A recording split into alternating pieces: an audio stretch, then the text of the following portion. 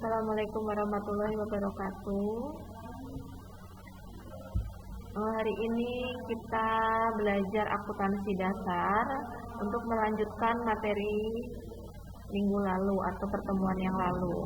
Di pertemuan yang lalu kita sudah membahas mengenai persamaan dasar akuntansi, yaitu aset sama dengan kewajiban ditambah dengan ekuitas, atau dengan kata lain ada yang menyebut harta sama dengan hutang ditambah dengan modal.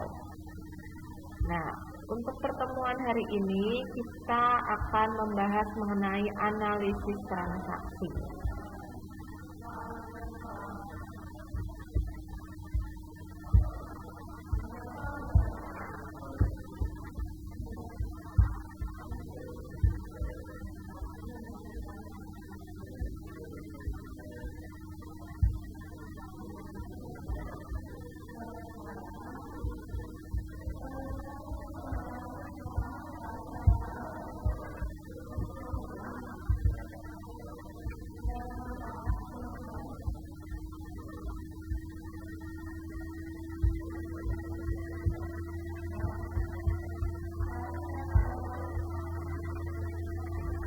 Nah, di sini kita akan membahas mengenai analisis transaksi.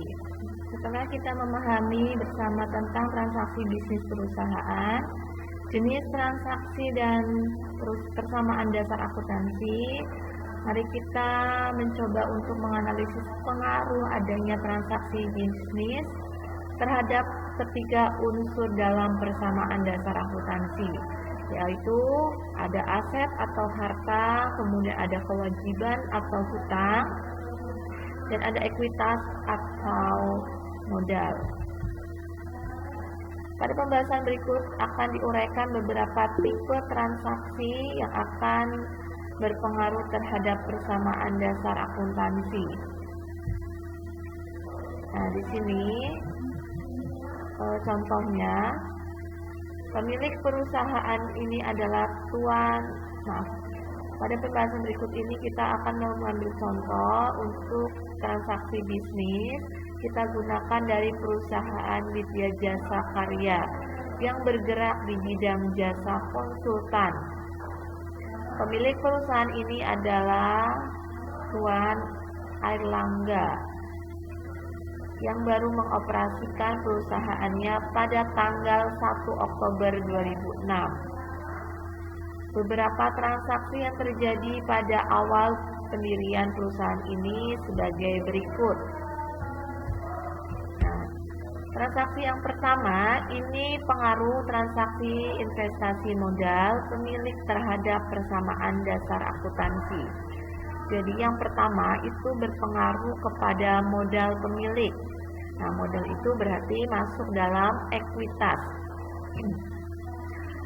Contohnya transaksinya pada saat pendirian perusahaannya, Tuan Airlangga menyerahkan uang tunai ke perusahaan sebesar 300 juta sebagai setoran modal.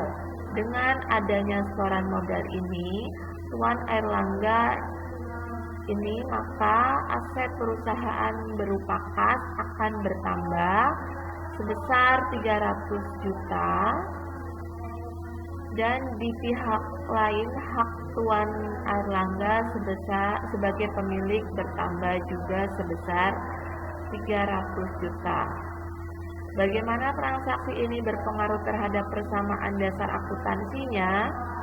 Nah, tadi kan dijelaskan pada waktu pendirian perusahaan, Tuan Airlangga menyerahkan uang tunai ke perusahaan sebesar 300 juta sebagai setoran modal. Jadi, pengaruhnya pada aset kas itu akan bertambah sebesar 300 juta. Nah, di sini karena dalam ribuan, jadi tulisannya hanya 300.000 karena kita untuk ribuannya kita simpan, yaitu 03 kita simpan, padahal ini dibacanya adalah 300 juta. Nah, ini dijelaskan transaksi yang pertama, Tuan Airlangga menginvestasikan uang tunai ke perusahaan sebesar 300 juta. Jadi aset dalam bentuk kas di perusahaan itu bertambah sebesar 300 juta. Dan untuk ekuitas dalam bentuk modal Tuan Erlangga itu juga bertambah sebesar 300 juta. Jadi untuk pengaruh persamaan dasar dalam akuntansinya, asetnya bertambah dalam bentuk kas sebesar 300 juta dan ekuitasnya bertambah dalam bentuk modal Tuan Erlangga sebesar 300 juta. Kemudian untuk transaksi kedua, di sini dijelaskan Tuan Erlangga merasa bahwa uang tunai yang sudah diinvestasikan ke perusahaan tidaklah cukup, sehingga dia mengajukan permohonan pinjaman ke Bank BCA. Pinjaman yang disetujui oleh Bank BCA untuk Tuan Erlangga adalah sebesar 150 juta. Perjanjian menyatakan bahwa Tuan Erlangga berjanji harus mengangsur selama 30 kali angsuran dengan setiap kali angsuran sebesar 5 juta. Ditambah bunga sebesar 600.000 per angsuran. Bagaimana transaksi berpengaruh terhadap persamaan dasar akuntansinya? Nah, untuk transaksi yang kedua, pengaruh transaksi perolehan aset dari kreditur terhadap persamaan dasar akuntansi. Jadi yang berpengaruh itu asetnya bertambah dan kewajibannya pun bertambah. Nah, kita lihat di sini, perusahaan meminjam uang dari Bank BCA sebesar 150 juta. Jadi, di sini kita tulis untuk aset kita bertambah dalam bentuk kas itu sebesar 150 juta. Kemudian untuk kewajiban, kewajiban kita bertambah berupa utang Bank BCA sebesar 150 juta. Jadi harta yang kita miliki atau aset yang kita miliki itu dalam bentuk kas sebesar 450 juta. Kemudian kewajiban yang kita miliki ada 150 juta dan modal yang kita miliki atau ekuitasnya yang kita miliki ada 300 juta. Jadi aset di sini totalnya 450 juta dan untuk kewajiban dan ekuitas kita jumlahkan 150 juta ditambah 300 juta. Tapi jumlahnya adalah 450 juta. Nah, antara sisi aset dengan sisi kewajiban ditambah ekuitas itu jumlahnya harus sama. 450 juta, di sini kewajiban 150 juta ditambah ekuitas 300 juta, jadi sisi sebelah kewajiban dan ekuitas juga jumlahnya sama sebesar 450 juta. Nah, itu yang dinamakan analisis transaksi. Jadi kita harus mengetahui sisi mana yang akan kelompok aset bertambahkah atau kelompok kewajiban bertambah atau berkurang dan kelompok ekuitas bertambah atau berkurang. Nah, dalam setiap transaksi itu akan mempengaruhi minimal 2 kelompok atau bisa juga 3 kelompok. Nah, dari yang transaksi 1 dan transaksi 2 kita menggunakan pengaruh di dalam 2 kelompok. Untuk transaksi yang pertama tadi untuk modal, penanaman modal, itu yang berpengaruh adalah kelompok aset yang bertambah sebesar 300 juta dan kelompok ekuitas yang bertambah sebesar 300 juta.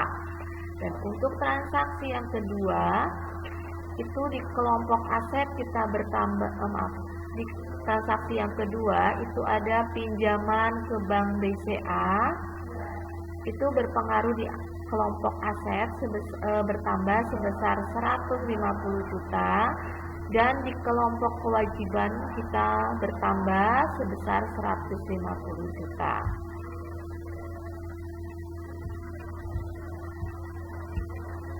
Nah, untuk transaksi 3 dan 4 di sini contohnya dalam menjalankan aktivitas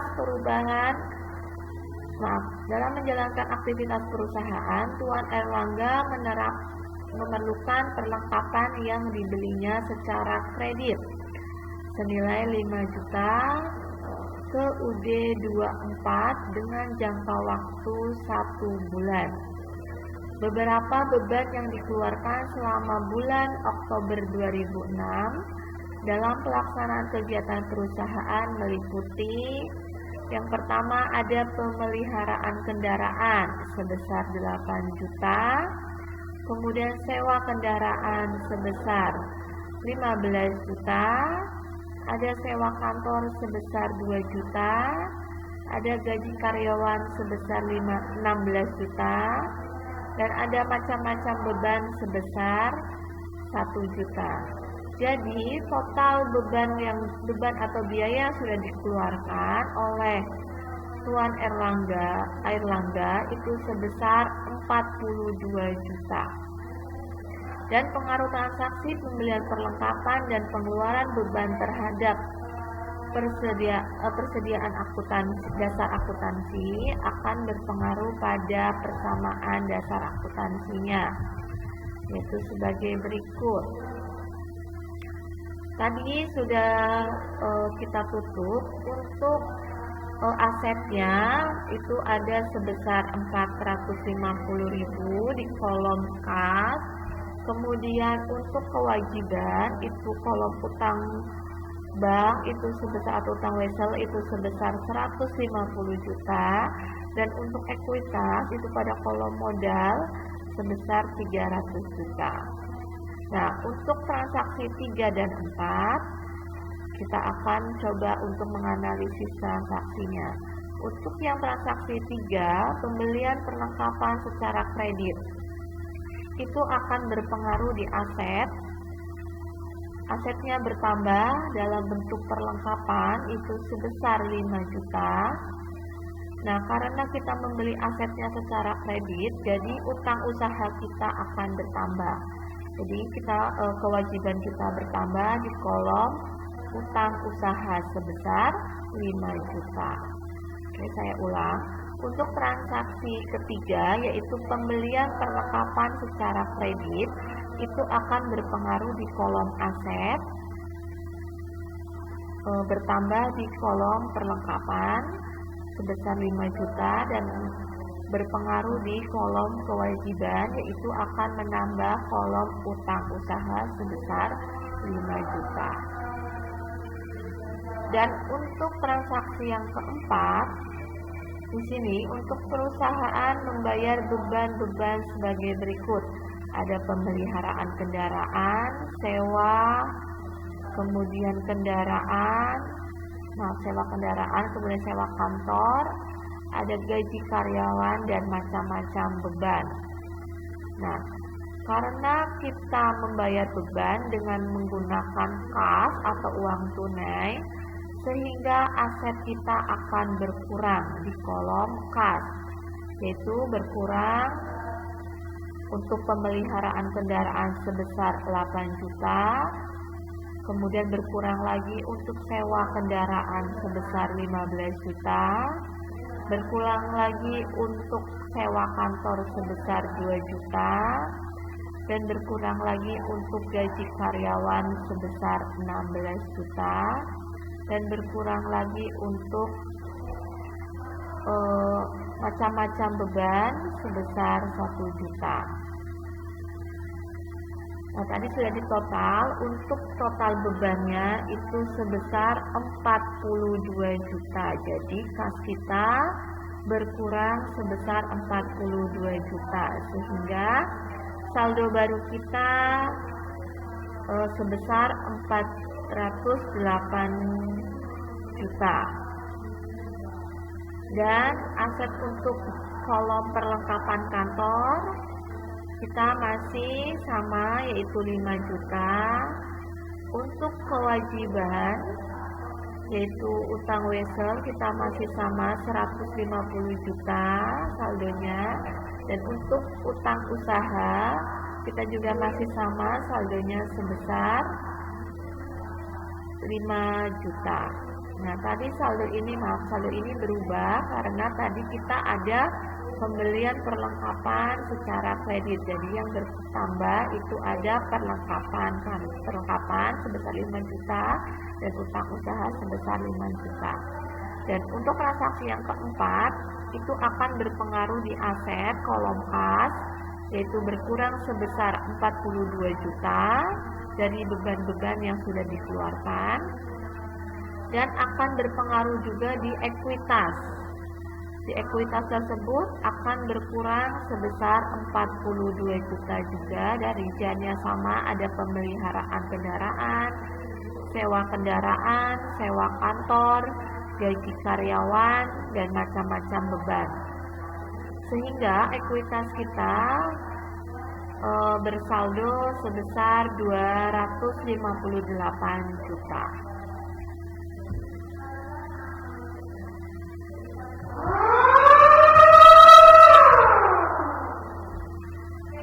Nah, beban adalah penurunan ekuitas perusahaan yang biasanya disebabkan adanya penggunaan aktiva atau harta atau aset untuk membantu menghasilkan pendapatan perusahaan. Nah, di sini dijelaskan, coba kita amati bersama tabel di atas. Sebelum transaksi pengeluaran beban terjadi, saldo kas menunjukkan jumlah 450 juta. Pembayaran beban-beban tadi dijumlahkan ada 42 juta. Akan mempengaruhi jumlah kas yang menurun atau mengurangi kas.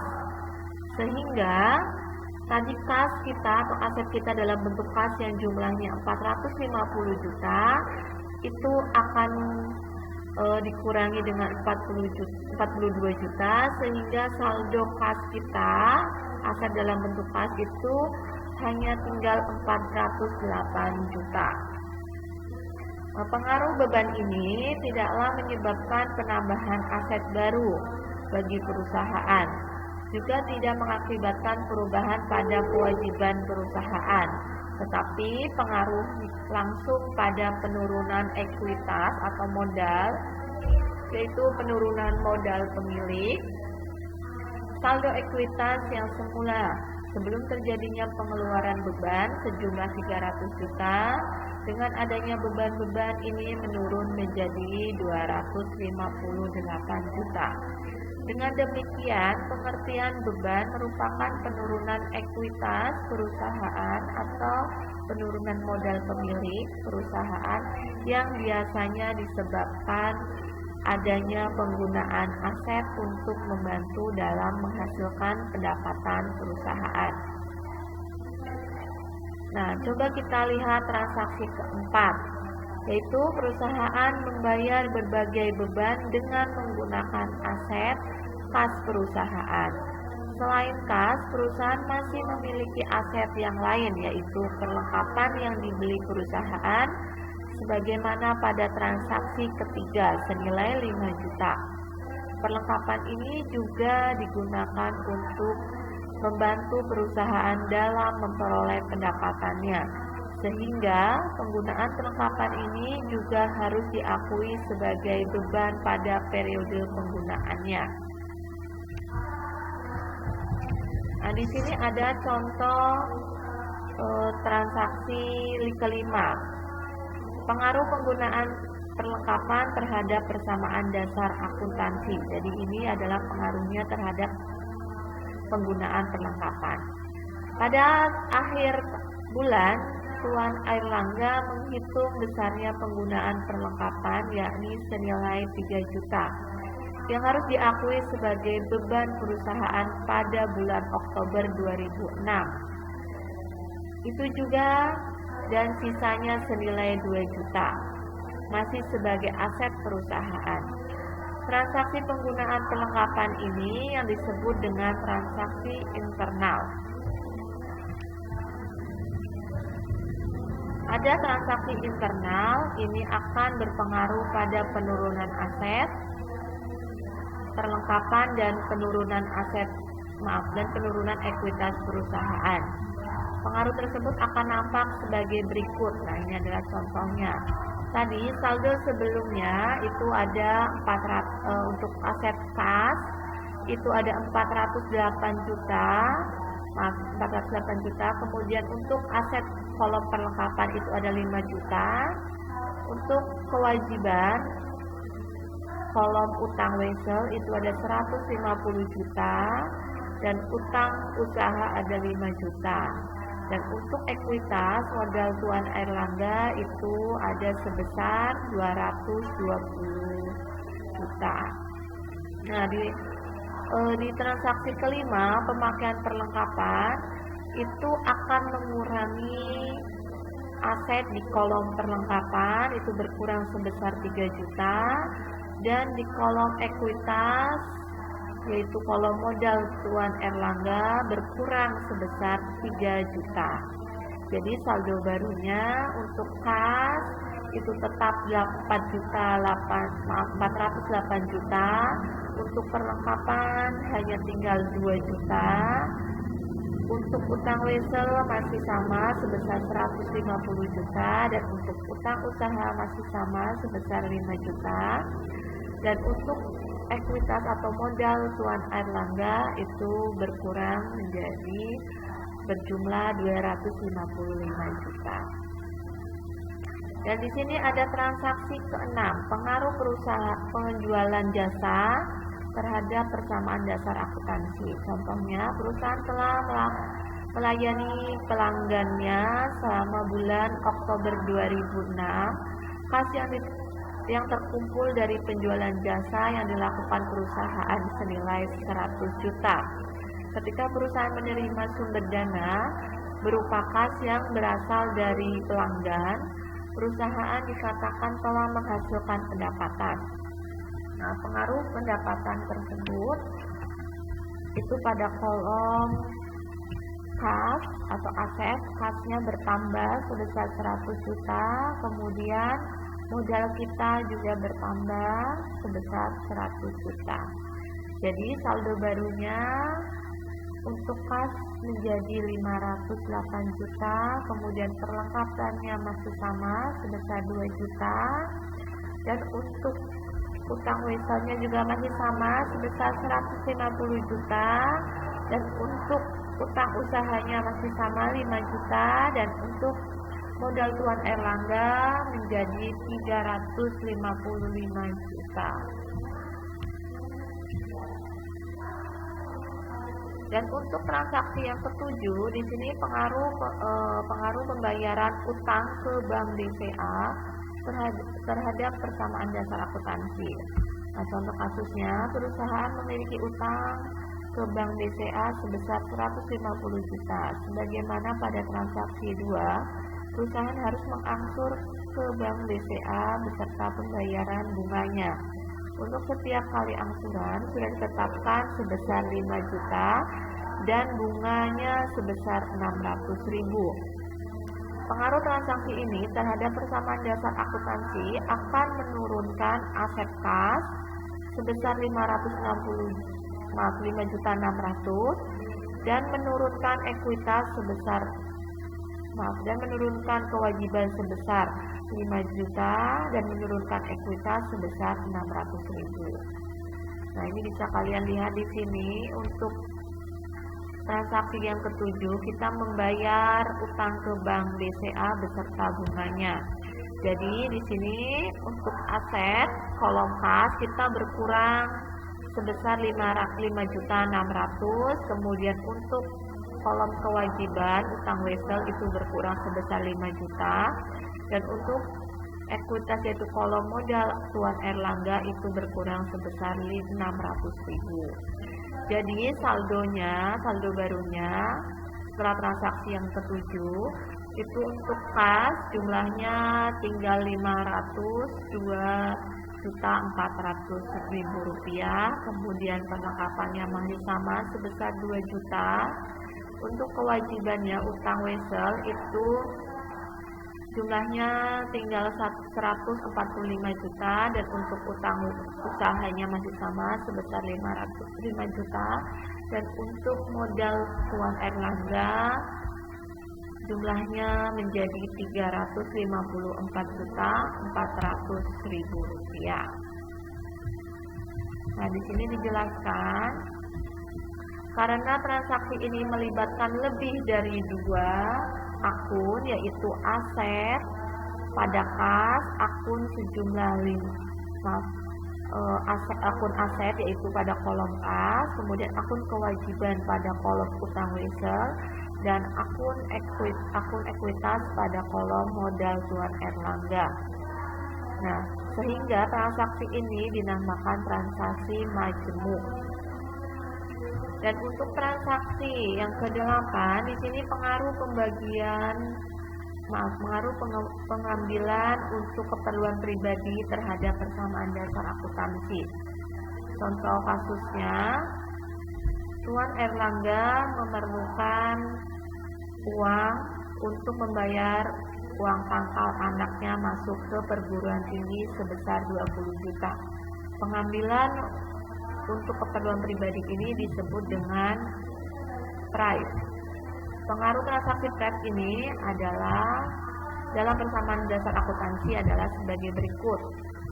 Nah, tadi kita untuk transaksi yang ke-8 adalah pengambilan untuk keperluan pribadi, saldo keperluan pribadi di situ akan berpengaruh pada kolom aset yaitu kolom kas sebesar 20 juta, dan berpengaruh juga di kolom ekuitas yaitu kolom modal Tuan Erlangga sebesar 20 juta.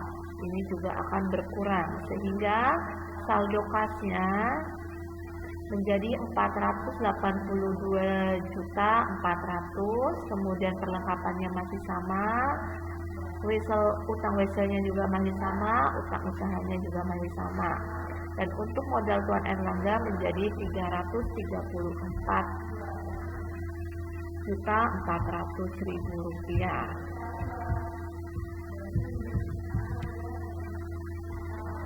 Nah, kita telah mempelajari 8 transaksi yang terjadi pada perusahaan Widya Jasa Karya selama bulan Oktober 2006. Jika ke-8 transaksi di atas kita ikhtisarkan, maka transaksi bisnis perusahaan yang berpengaruh terhadap ekuitas pemilik sebagai berikut.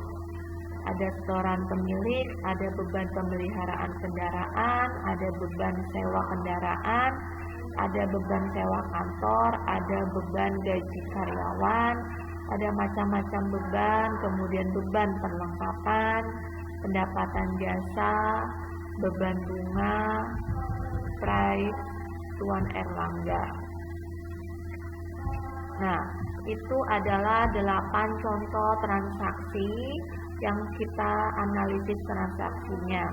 Mudah-mudahan kalian bisa memahami dari penjelasan saya. Kita akan lanjut ke sesi tanya jawab.